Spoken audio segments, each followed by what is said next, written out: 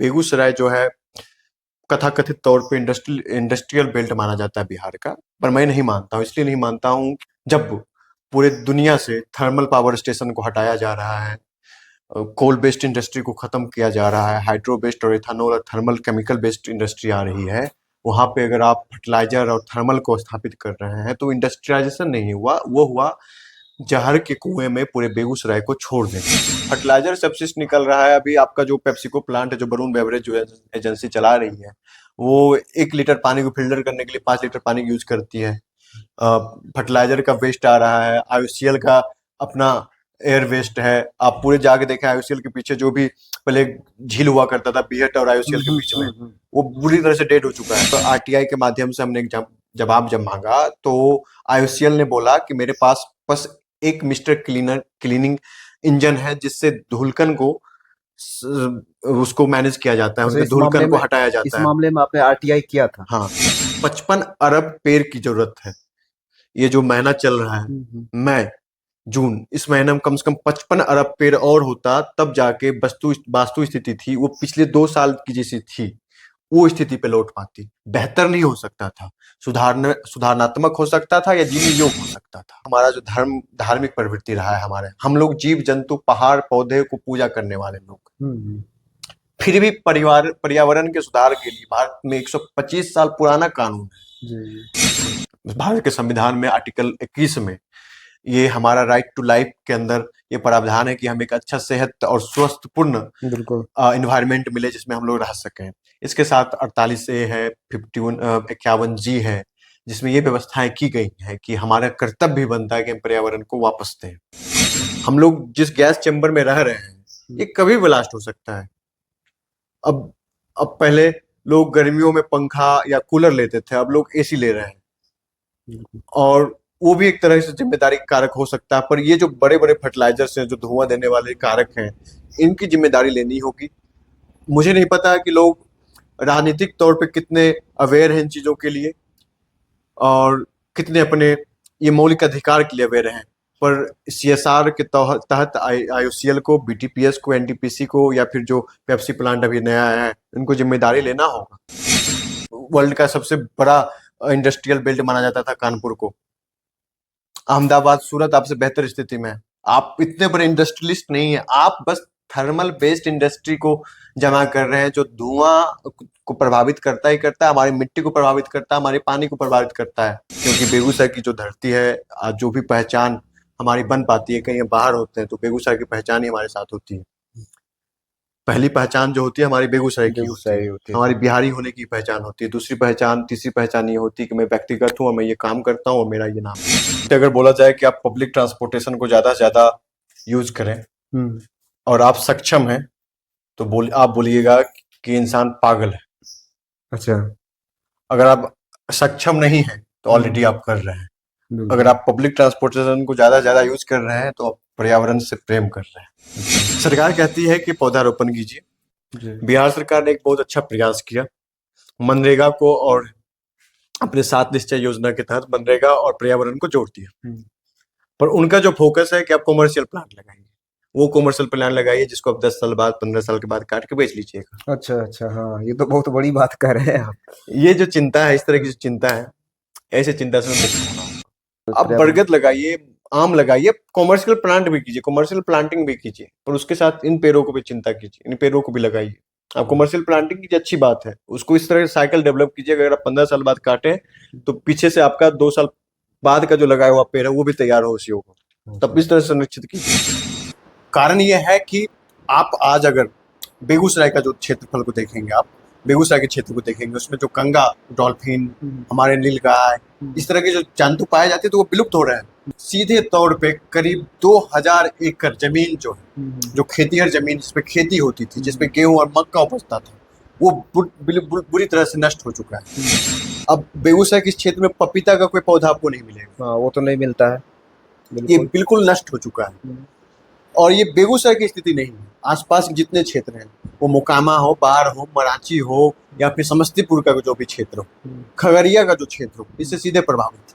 पर हम ज्यादा प्रभावित इसलिए हैं क्योंकि ये हमारे छत के ऊपर, ये हमारे सर के ऊपर, हमारे यहाँ हर दूसरा व्यक्ति जो है कैंसर प्रोन में, हाँ। उसको कभी भी कैंसर हो सकता है। हर कोई अस्थमैटिक, हर घर में आपको विकलांगता का शिकार लोग मिलने लगे हैं, बच्चे मिलने लगे हैं। बांझपन जैसा नया बीमारी जो है आपको देखने को मिल पा रहा है। प्रदूषण पे जब चर्चाएं हुआ करती थी तो अमूमन हमारे और आपके जहन में एक ही शहर का नाम उठता था, और वो शहर था दिल्ली। और दिल्ली के बाद बिहार के पटना और जैसे तमाम शहरों के नाम अपने मुखारबिंद पे आया करते थे, और लोगों जनता में भी इन्हीं नाम को लेकर ये चर्चाएं हुआ करती थी। पिछले साल वैश्विक स्तर पे बिहार का बेगूसराय बेहद ही प्रदूषित शहर में गिनती आया है। और इस दरमियान तमाम तरीके की बातें भी हुआ करती थी हुई, और तमाम तरीके के जो जनप्रतिनिधि हैं वो भी अपना अपना वक्तव्य जारी किए। लेकिन इन्हीं वक्तव्यों में प्रदूषण के ऊपर कैसे किस तरीके से अवेयरनेस फैलाना है जिससे प्रदूषण का स्तर कम हो सके, इस पर कभी भी चर्चाएं नहीं हुई। तो नमस्कार, आप देख रहे हैं सीबी न्यूज बिहार। मैं हूं अभिमन्यु ठाकुर और अपने सहयोगी शिवम सिंह के साथ इस वक्त बेगूसराय में मौजूद हूं। जी हाँ, इस वक्त मेरे साथ सुप्रीम कोर्ट के अधिवक्ता मोनू सिंह गौतम मौजूद हैं। छात्र जीवन से ही पर्यावरण संरक्षण को लेकर इनकी जो कवायद है चलती आ रही है। पटना हाईकोर्ट तक बेगूसराय की समस्याओं को लेकर इन्होंने संघर्ष किया है, और वो संघर्ष जो है निरंतर, उस संघर्ष के लिए निरंतर इनकी जो प्रतिबद्धता है आगे भी बनी हुई है। इस वक्त मेरे साथ मौजूद हैं और हम इनसे ही जानने की कोशिश करेंगे कि बेगूसराय जिस तरीके से प्रदूषण का लेवल बेगूसराय का बढ़ा और उच्चतम स्तर पे बेगूसराय को दर्जा दिया गया है, क्या कह रहे हैं इस मुद्दे पे मोनू सिंह गौतम। आइए उनकी ही जुबानी सुने। सबसे पहले मोनू सिंह गौतम जी, आपका हमारे न्यूज चैनल में स्वागत है। बहुत बहुत धन्यवाद अभिमन्यु जी आपका। क्या कहेंगे, बेगूसराय प्रदूषण के मामले में अब तो शिखर पे पहुंच गया है। अभिमन्यु जी, कहना कुछ नहीं है। किताबी बातें, लिखी हुई बातें, समझाई गई बातें, पढ़ी हुई गई बातें सब व्यर्थ है। आप महसूस कर सकते हैं जी। दुविधा ये है कि हम महसूस कर रहे हैं। अभी ये महीना हो रहा है जून का। जुलाई और अगस्त में जब मौसम थोड़ा बदलेगा, स्थिति जब बदलेगी, तो हम चर्चा भी नहीं करेंगे। दुर्भाग्य है। दूसरी बात यह है कि आपने बताया कि बेगूसराय जो है विश्व का सबसे प्रदूषित शहर है। वैश्विक पटल पे स्विस आईक्यू एयर जो एक निजी संस्था है, वो पूरे दुनिया भर में घूमती है और डेटा कलेक्ट करती है प्रदूषण का। 2022 का जो डेटा था उसमें भारत जो था 8वां सबसे प्रदूषित शहर था। अब भारत जो है चौथे स्थान पे है। उससे पहले बांग्लादेश और पाकिस्तान जैसे देश हैं। बेगूसराय की बात की जाए तो बेगूसराय जो है कथाकथित तौर पे इंडस्ट्रियल बेल्ट माना जाता है बिहार का, पर मैं नहीं मानता हूँ। इसलिए नहीं मानता हूँ क्योंकि जब पूरे दुनिया से थर्मल पावर स्टेशन को हटाया जा रहा है, कोल बेस्ड इंडस्ट्री को खत्म किया जा रहा है, हाइड्रो बेस्ड और इथानॉल और थर्मल केमिकल बेस्ड इंडस्ट्री आ रही है, वहाँ पे अगर आप फर्टिलाइजर और थर्मल को स्थापित कर रहे हैं तो इंडस्ट्रियलाइजेशन नहीं हुआ, वो हुआ जहर के कुएं में पूरे बेगूसराय को छोड़ देना। अच्छा। तो बेगूसराय जो है अभी आईक्यू एयर के अनुसार विश्व का सबसे प्रदूषित शहर है। दिल्ली की जहां एयर क्वालिटी पर स्क्वायर मीटर 89 से बढ़ के 92 हो गया है, तो बेगूसराय का स्थिति अब 118.9 का है। अच्छा। एवरेज जो माना जाता है वो प्रदूषण के हिसाब से 54 से 55 डिग्री माना जाता है, पर बेगूसराय की स्थिति 118.9 है। बेगूसराय की जो स्थिति है वो बहुत खराब है। दूसरी बात, जो आईओसीएल है यहाँ पे, जो फर्टिलाइजर है, जो थर्मल है, जो हर्ल है, ये अपनी स्थिति, इनकी जो स्थिति है और स्थिति में सुधार के लिए जो क्षेत्र के लोग हैं उनके सुधार के लिए जो प्रयास है उसमें बहुत लंबा गैप। अच्छा। हाँ, लंबा गैप इसलिए है क्योंकि आप एक आरटीआई के माध्यम से हमने जवाब जब मांगा तो आईओसीएल ने बोला कि मेरे पास बस एक मिस्टर क्लीनिंग इंजन है जिससे धूलकन को उसको मैनेज किया जाता है, उनके धूलकन को हटाया जाता है। इस मामले में आपने आरटीआई किया था? हाँ, इस पे हमने आरटीआई किया है। हमारे साथ जानने वाले लोग हैं वो भी आरटीआई करते रहते हैं इन सब चीजों पे। और मात्र 1300 पेड़ 2023 और 24 के डेटा में मात्र 1300 पेड़ ही लगाए हैं। अभी जब पूरे भारत की धरती को 55 अरब पेड़ की जरूरत है। ये जो महीना चल रहा है, मई जून, इस महीने में कम से कम 55 अरब पेड़ और होता, तब जाके वास्तु स्थिति थी वो पिछले 2 साल की जैसी थी, वो स्थिति पे लौट पाती। बेहतर नहीं हो सकता था, सुधारनात्मक हो सकता था या जीने योग्य हो सकता था। तीसरी महत्वपूर्ण बात जो है अभिमन्यु जी, ये है कि अब हमारी जो प्रवृत्ति रही है, हमारा जो धार्मिक प्रवृत्ति रहा है, हम लोग जीव जंतु पहाड़ पौधे को पूजा करने वाले लोग, फिर भी पर्यावरण के सुधार के लिए भारत में 125 साल पुराना कानून है। मतलब 125 साल पहले ही सरकार को या फिर जो हमारे शासक थे उनको जरूरत महसूस हुआ था कि एक कानूनन प्रावधान से ही पर्यावरण को संरक्षित किया जा सकता है, सुधार किया जा सकता है। वो भी कारगर नहीं हुआ। तीसरी बात यह है, चौथी महत्वपूर्ण बात यह है कि इन सब चीज के अपेक्षाकृत इन सबको आप हटा देते हैं तो पर्यावरण, एक सुरक्षित पर्यावरण देने का अधिकार जो है, लेने का अधिकार जो हमारा है, इसके साथ हमारा कर्तव्य भी बनता है। बिल्कुल बिल्कुल। भारत के संविधान में आर्टिकल 21 में ये हमारा राइट टू लाइफ के अंदर ये प्रावधान है कि हम एक अच्छा सेहत और स्वस्थपूर्ण बिल्कुल इन्वायरमेंट मिले जिसमें हम लोग रह सकें। इसके साथ 48 ए है, 51 जी है, जिसमें ये व्यवस्थाएं की गई हैं कि हमारा कर्तव्य भी बनता है कि हम पर्यावरण को वापस दें। पर इसकी जो कारगरता है, जो जो क्षमता होनी चाहिए थी, जो इसकी जिस तरह से ये प्रभावित होना चाहिए था, जिस तरह से जमीनी तौर पे हरकत में आना चाहिए था, वो बिल्कुल नहीं हो पाया है। तो सीधे तौर पे कहना है कि जो जमीनी स्तर पे काम होना चाहिए था वो नदारत है। बिल्कुल नदारत है, नगण्य है। आप आईओसीएल को ले लीजिए, यहाँ पे इनकी कोई जिम्मेदारी नहीं है, अपने सीएसआर से मात्र 1300 पेड़ लगाते हैं साल भर में, जबकि ये जिस तरह से प्रदूषण को बढ़ाते हैं, इनकी जो प्रदूषण बढ़ाने की जो क्षमता है, उस हिसाब से इनको कम से कम 10,000 पेड़ लगाना चाहिए और 10,000 पेड़ को हर साल संरक्षित करना चाहिए बेगूसराय की धरती पे। हम लोग जिस गैस चैम्बर में रह रहे हैं, ये कभी ब्लास्ट हो सकता है। अब पहले लोग गर्मियों में पंखा या कूलर लेते थे, अब लोग एसी ले रहे हैं, और वो भी एक तरह से जिम्मेदारी कारक हो सकता है। पर ये जो बड़े बड़े फर्टिलाइजर्स हैं, जो धुआं देने वाले कारक हैं, इनकी जिम्मेदारी लेनी होगी। मुझे नहीं पता कि लोग राजनीतिक तौर पे कितने अवेयर हैं इन चीजों के लिए और कितने अपने ये मौलिक अधिकार के लिए अवेयर हैं, पर सीएसआर के तहत आईओसीएल को, बीटीपीएस को, एनटीपीसी को या फिर जो पेप्सी प्लांट अभी नया आया है, इनको जिम्मेदारी लेना होगा। जो अभी आईओसीएल की बात आपने कही, तो आईओसीएल को जितने पेड़ लगाने चाहिए, सीधी सी बात है, बड़ी महारत्न कंपनियां हैं और उससे जो निकलने वाले धुएं हैं वो वातावरण को प्रदूषित कर रहे हैं। तो जो पेड़ पौधे लगाने चाहिए जी, उसमें वो लोग सक्षम उतने नहीं हो पा रहे हैं जितना हमारे वातावरण को चाहिए। बिल्कुल। तो इसके लिए वो सक्षम नहीं, उनकी वो कुछ सक्षम उनकी वो नहीं है। जिम्मेदारी उनकी इसलिए बनती है क्योंकि बेगूसराय का जो वास्तु स्थिति है अभी, बेगूसराय की जो प्रसिद्धि उन्होंने थोपा है, बेगूसराय जो उन्होंने तमगा पहनाया है, रिफाइनरी बोले, हाँ, जो बेगूसराय को प्रदूषित, विश्व के सबसे प्रदूषित शहर के तौर पे एक तमगा जो पहनाया है, बिल्कुल बिल्कुल, कम से कम उस जिम्मेदारी को समझकर, उस चिंता को समझकर उनको करना होगा। क्योंकि अचानक से बेगूसराय की स्थिति ये नहीं बदली। बेगूसराय रहने के दृष्टिकोण से बिहार के ही नहीं, पूरे देश के कुछ चुनिंदा राज्य हैं और कुछ चुनिंदा जगहों में सबसे उससे परफेक्ट है, सबसे ज्यादा ठीक है। पर इसको गैस चैम्बर में अब तब्दील कर देंगे तो फिर लोग कहाँ जाएंगे? अगर यूँ कहा जाए कि इंडस्ट्रियल जो हब बन रहा है, तो इंडस्ट्रियल हब बनने के फहरिस्त में और बहुत सारी कंपनियां अभी ऐड हुई है, जिसमें कि एक पेप्सी प्लांट वगैरह भी है। तो इस पे क्या विचार होगा? इंडस्ट्रियल हब में मतलब आप क्या जमशेदपुर से बड़े इंडस्ट्री हब है? क्या आप नोएडा से बड़े इंडस्ट्री हब है? क्या आप पॉल्यूशन और पॉपुलेशन डेवलपमेंट के नाम पे जो बैलेंस है उसमें वो अब गुड़गांव से आगे हैं? नहीं है ना। नहीं, अब कानपुर से तो आगे नहीं है।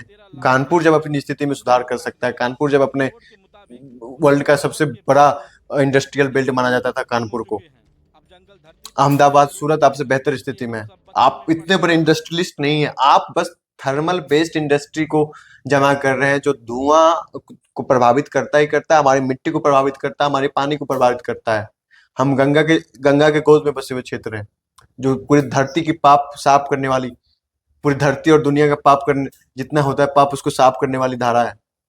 बेगूसराय में आप पहले व्यक्ति हमें नजर आ रहे हैं कि जो बेगूसराय के प्रदूषण पे मतलब मुखर रूप से आप बोल रहे हैं और डाटा के साथ भी आपने बोला मेरा है। मेरा वादा है बेगूसराय से, हम्म, मेरा वादा है बेगूसराय से कि मैं बेगूसराय में रहता नहीं हूँ, मेरे परिवार के लोग रहते हैं, मेरे मित्र रहते हैं, पर मैं बेगूसराय से एक वादा कर रहा हूँ कि मैं अब जो भी कानूनी लड़ाई होगी अच्छा। बेगूसराय की सुरक्षा के लिए वो शासन से लड़ना पड़े, वो यहाँ के लोकल लोगों से लड़ना पड़े, यहाँ के प्रतिनिधियों से लड़ना पड़े, मैं कानूनन लड़ाई लड़ने के लिए तैयार हूँ। बस मुझे अनुरोध है बेगूसराय के उन लोगों से जो इच्छा शक्ति रखते हैं, इस चीज पे चिंता जाहिर करते हैं, वो आगे हमारे साथ आए और वो मुझे मदद करें। मैं कानूनन किसी भी तरह की जो लड़ाई होगी मैं बेगूसराय के लिए लड़ने के लिए तैयार हूँ। पर्यावरण प्रेमी जो भी इस वीडियो को देख पा रहे हैं, उनसे मेरा करबद्ध निवेदन रहेगा कि मोनू सिंह गौतम जो किसी परिचय के मोहताज नहीं है, सोशल मीडिया पे मैं बता दूं सबसे पहले आपको, ये स्तंभकार भी रह चुके हैं और समसामयिक रूप पे समाज में पल रही जो भी गतिविधियां हैं, जो भी गलत गतिविधियां हैं, चाहे वो सकारात्मक वे हो, उस पे भी अपना बहुमूल्य आलेख तैयार करके पूर्व में भी लिखते रहे हैं और वर्तमान में भी अपने समय अपना जो वर्तमान में जो अपना समय जो व्यतीत कर रहे हैं ये अपने विधिक संबंधित लाइफ में, उससे हटकर भी समाज के लिए लिखना इनका जो है मूल ध्येय है और लिखते भी रहते हैं, हम लोग भी जुड़े हुए हैं इनसे। तो अगर आप पर्यावरण प्रेमी हैं तो पर्यावरण के लिए जो विधिक संबंधी लड़ाई है वो लड़ने के लिए ये हर वक्त तैयार हैं। तो आप मोनू सिंह गौतम जी को भी अभिमन्यु जी, मैं बस एक अनुरोध करूंगा, आप अपनी जो आपकी जो राजनीतिक पहचान है, जो आप राजनीतिक विश्वास रखते हैं, राजनीतिक मत रखते हैं, उसको छोड़ के आप मेरे साथ आइए। जो भी कानूनन लड़ाई होगा वो हम लड़ेंगे, बेगूसराय से वादा है। और ये बेगूसराय से वादा बहुत बताने और जताने की भी जरूरत नहीं है, क्योंकि बेगूसराय की जो धरती है, आज जो भी पहचान हमारी बन पाती है, कहीं हम बाहर होते हैं तो बेगूसराय की पहचान ही हमारे साथ होती है। पहली पहचान जो होती है हमारी बेगूसराय की होती है, हमारी बिहारी होने की पहचान होती है। दूसरी पहचान, तीसरी पहचान ये होती है कि मैं व्यक्तिगत हूँ और मैं ये काम करता हूँ और मेरा ये नाम है। तो आप इस चीज को समझिए। तो हम बेगूसराय को बस इस चीज के लिए नहीं चाहते कि लोग जाने कि दुनिया का सबसे प्रदूषित जगह है बेगूसराय। एक एक जवाब जब हमने आरटीआई लगाया तो आईओसीएल ने बोला कि बेगूसराय में 4 जगहों से डेटा कलेक्शन होता है उनके पॉल्यूशन रेट का।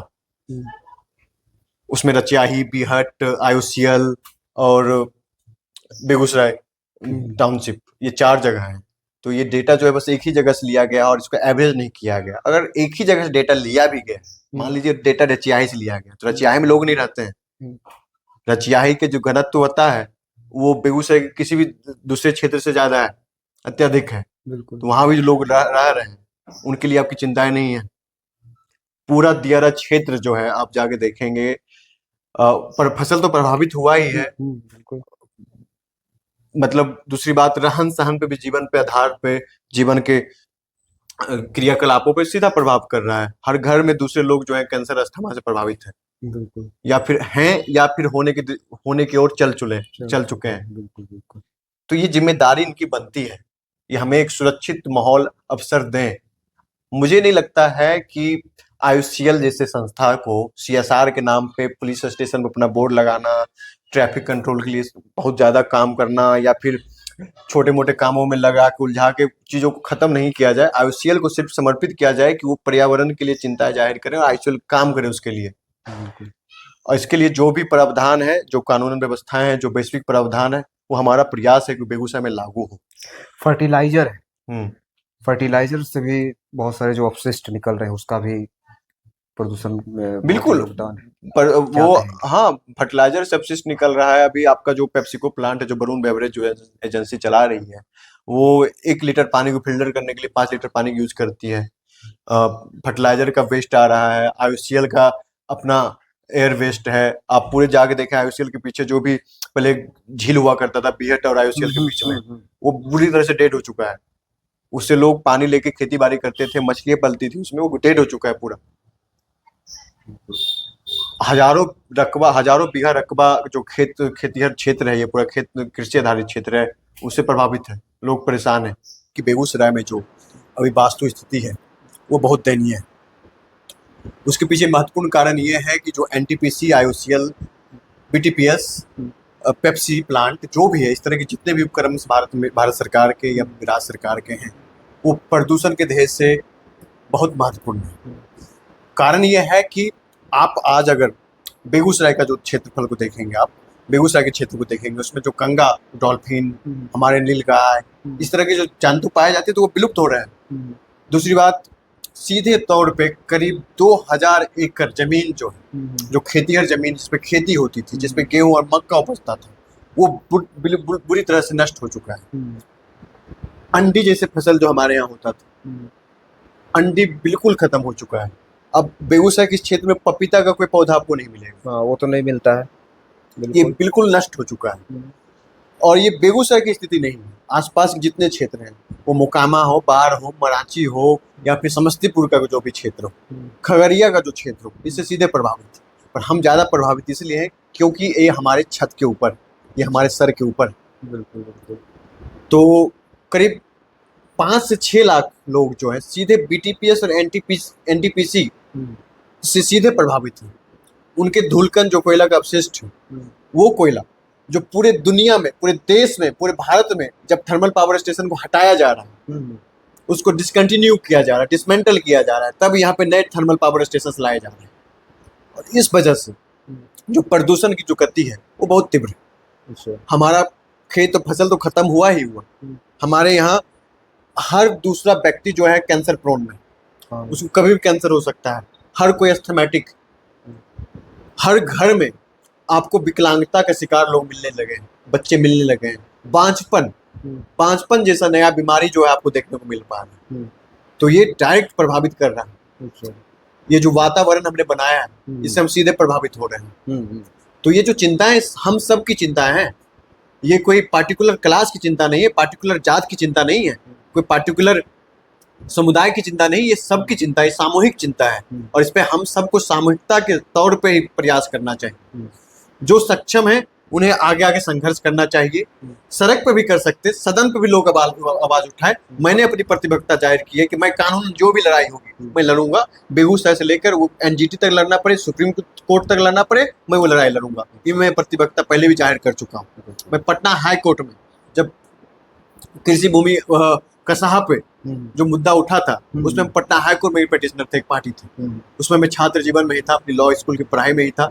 अभी मैं वकील हूँ और मैं जो भी संघर्ष की भी, जो भी लड़ाई होगी, जो भी जैसी भी लड़ी जाएगी, हम लड़ने के लिए तैयार। उस वक्त एक ऐसा माहौल वहाँ पे क्रिएट हुआ था कि संघर्ष का वो बिल्कुल, वो बेगूसराय में मुझे लगता है वर्तमान समय में पर्यावरण के दृष्टिकोण से जो सबसे बड़ा संघर्ष हुआ वो कसाहा दीरा डिस्प्यूट है। वो टाइटल डिस्प्यूट जरूर था, पर लोगों की जो महत्वाकांक्षा थी, ये महत्वाकांक्षा थी कि हमें सुरक्षित और साम्यवादी जीवन चाहिए।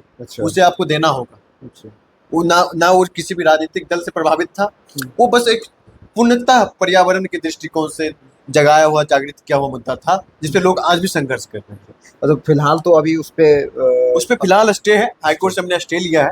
अभी उस पे जो भूमि का जो कब्जा था किसानों को वापस किया जा चुका है। पर देखिए, भूमि कब्जा ही उपाय नहीं है। भूमि का कब्जा ले लेने से ही उपाय नहीं मुक्त हो जा रहा है। कसाहा के क्षेत्र छोड़ के उस एरिया का जो भी है, अब गोला, बनबिग्घी, इस तरह का जो भी क्षेत्र है, जो बहुत उपजाऊ जमीन माना जाता है, उस क्षेत्र में। समझ लीजिएगा, मैं आपको इंटरप्ट करूंगा बीच में।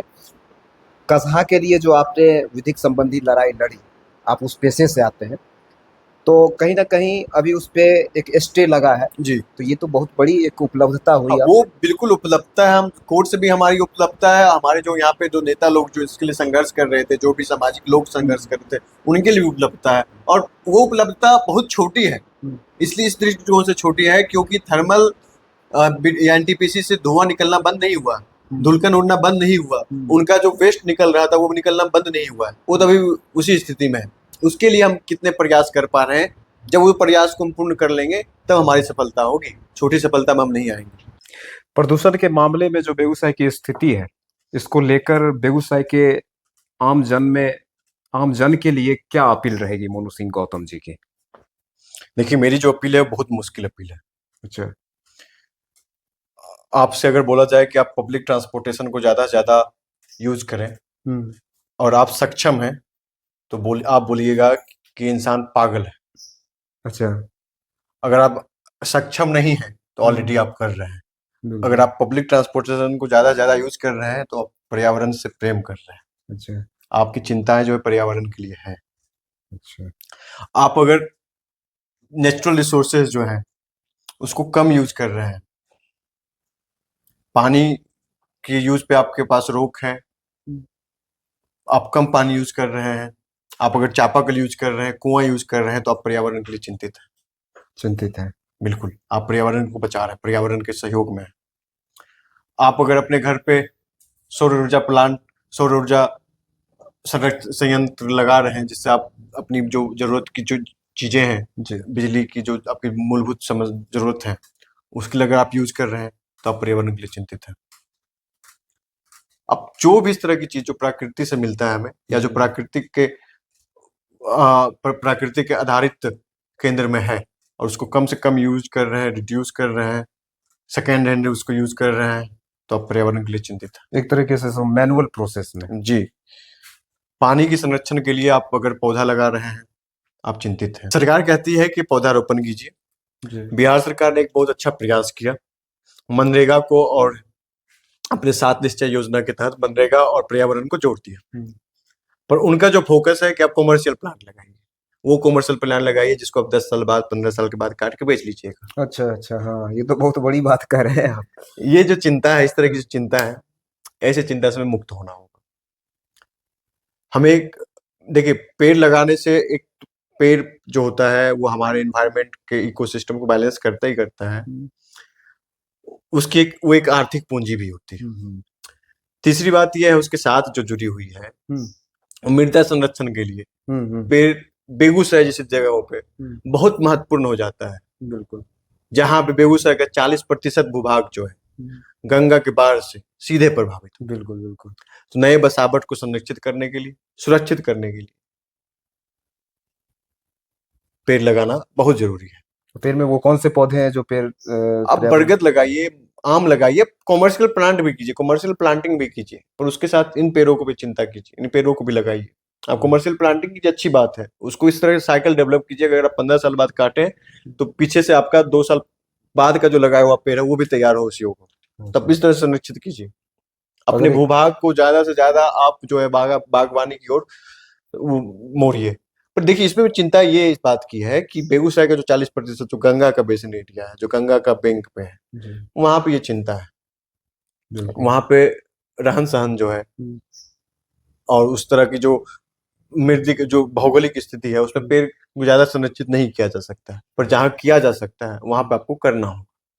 और इस वक्त यहीं पे निखिल जी मेरे साथ जुड़े हुए हैं। निखिल जी ने संपूर्ण वार्ता को सुना है और निखिल जी से हम जानने की कोशिश कर रहे हैं। ये भी युवा है और एक युवा होने के नाते बेगूसराय के इस हालात पे इनका क्या कहना है। और जैसा कि आपने मोनू सिंह गौतम जी का वक्तव्य सुना, क्या लगता है कितने? मैं तो बचपन से बेगूसराय में रहा हूँ। पिछले 10 साल से देख रहा हूँ जिस प्रकार से प्रदूषण बढ़ा है बेगूसराय में, उस प्रकार से उस लिहाज से युवाओं में जो ये जागरूकता आ रही है धीरे धीरे, वो काफी सराहनीय है। और मोनू सिंह भैया जो है वो काफी मुखरता से अपनी बात को रखे हैं और उन्होंने जो चिंता जाहिर की है वो काफी सराहनीय है। और हम लोग जो है और काफी सारे लोग मिलकर उनके साथ खड़े हैं और वो आगे अपनी बात को रखे, राजनीति में रखे, राजनीतिक पटल पे जो राजनीतिज्ञ है, जो रिप्रेजेंटेटिव है जिला के, सबसे क्वेश्चन करे और उसके संदर्भ में जो भी सही कदम हो, उचित कदम हो, प्रदूषण को रोकने के लिए, बेगूसराय को बचाने के लिए वो कदम उठाए और हम लोग उनके साथ हैं।